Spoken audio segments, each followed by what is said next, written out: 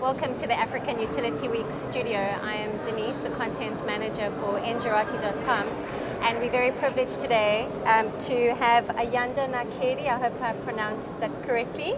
And she is the Senior General Manager of the Renewables Business Unit for Eskom. It's quite a big job. Yes, thank you, especially doing it within a coal utility. Yeah. It comes with its own challenges. I'm absolutely sure of that. Well, let's get started with the interview. Currently, what are the challenges that your department faces at the moment with regards to renewables developments? In answering that question, I would prefer that we talk generally so that you can get the perspective of how the renewables deployment in this country is and what challenges they are facing. As you know, these renewable plants are far from the grid, and we naturally follow the sun, and we naturally follow where the wind is, which means the wind is in the Western Cape, along the Western Cape and the Eastern Cape. And when you're talking the sun, their highest solar radiations are in Uppington. But the grid is not necessarily strengthened in those areas. Right. So you have got areas that have got high resource availability, but not enough grid available. So there has to be investment into these areas to ensure that the power from these plants is evacuated.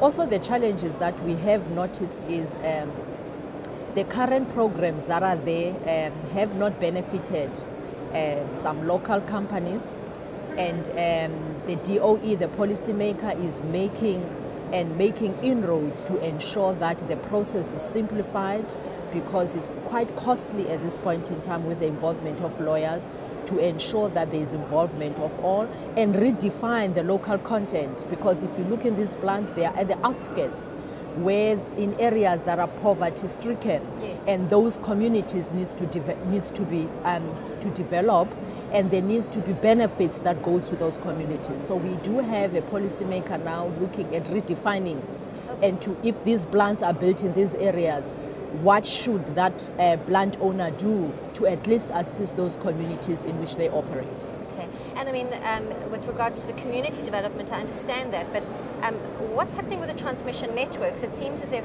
the bids are taking place with regards to renewable development, so those projects are being accepted, but they're, like you said, that infrastructure is not strengthened. There's no network. Right. Yeah. How are these two going to come together to enable a quicker enablement of renewable integration? There is no alignment, you're right. Meaning the utility making investment properly in time for the plant owner to be able to connect the plant. But what is happening now, we have identified key strategic areas where we all know, with the wind atlas map that has been published, and knowing where the solar places are, so there's likely going to be grid strengthening in certain areas. Certain environmental approvals need to take place before even these rounds take place, so that the approvals, which are time consuming for anyone who wants to put in a transmission grid, are resolved long before these rounds take place. Yeah, I mean, it's almost a matter of chicken and the egg, isn't it? It is a matter of a chicken and an egg. So there are strategic areas then that will be identified, so that the grid operator starts looking and getting approvals in place, and it is not done when the routes are completed. Right. Yeah. Because that's too late then. I mean, then otherwise some projects, I mean, some investors might possibly even lose interest. I mean, is that potentially what could happen? You know, investors think, well, this is taking too long. In fact, it's not even lose interest. Their projects might not be bankable. Yeah. And the cost that they incur for development, even before they reach financial close, is big. It's very costly. That's a serious problem. So you don't want any delays whatsoever. Yes. Okay, all right. And you are going to be chairing a discussion tomorrow, and it's called Overcoming Grid Connectivity Challenges and the Strategies to Create Resilient Energy Networks. Could you give us an overview of what you will be discussing tomorrow? It's what plans and how can we resolve this grid challenge. Yeah. But remember, it's in twofold, this whole thing. Right. There is a belief, there is a view that says we need to do network strengthening in order to evade power for these plants. And there's another view that says maybe we should be off-grid. Maybe we should look at off-grid. solutions, especially for the new plants, small plants, where we bring in solutions through distributed generation in order to delay the investment in the grid infrastructure. And there are two schools of thought. In some countries, you would require distributed generation. In some countries, you might require a mixture of both. Right. But that's what we'll be talking about tomorrow.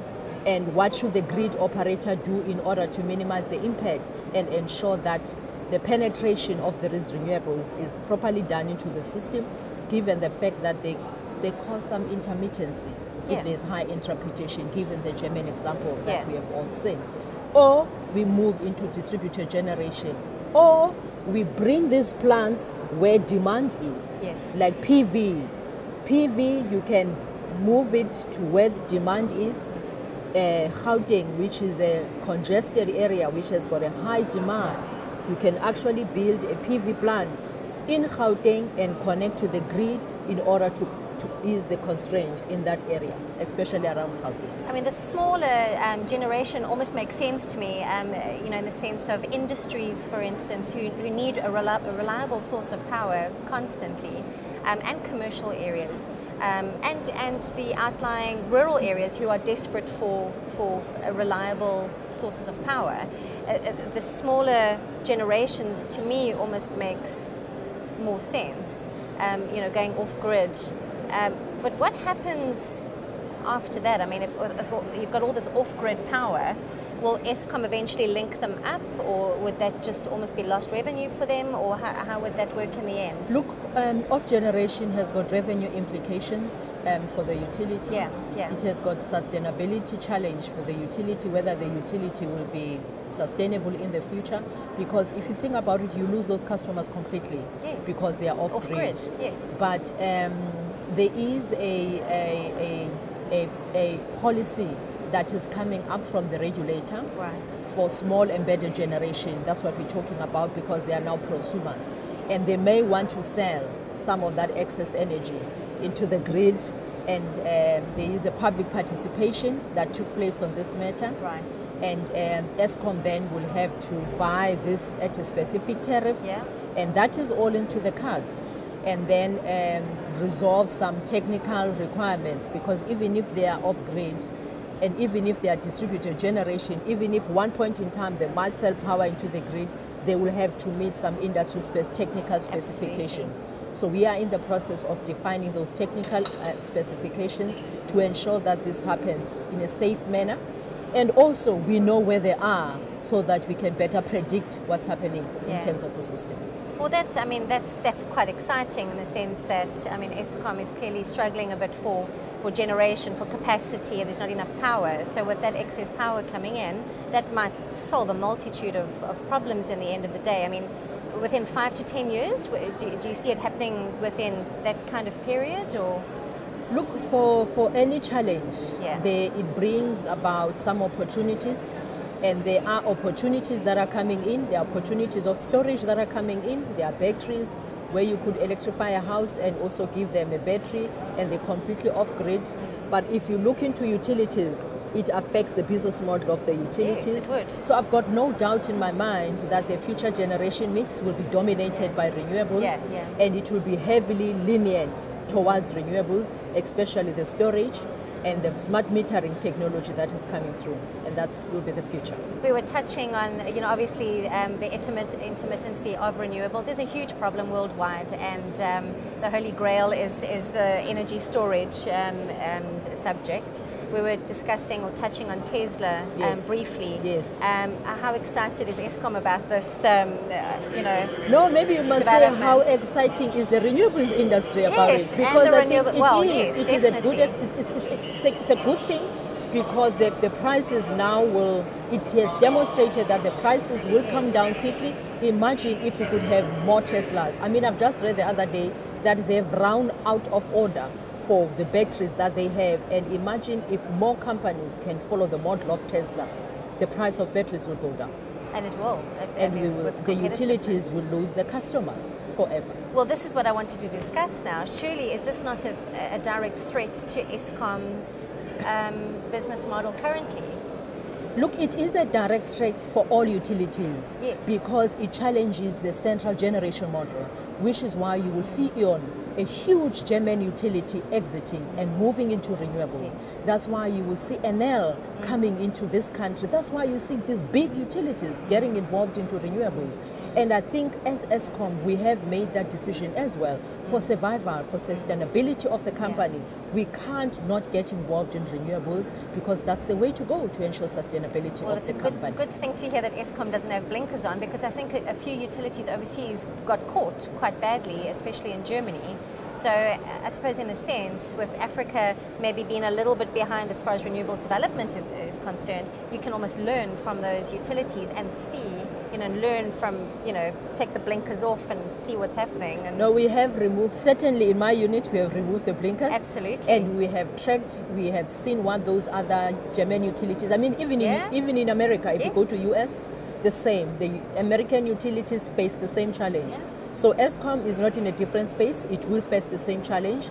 Therefore, we have also made that decision.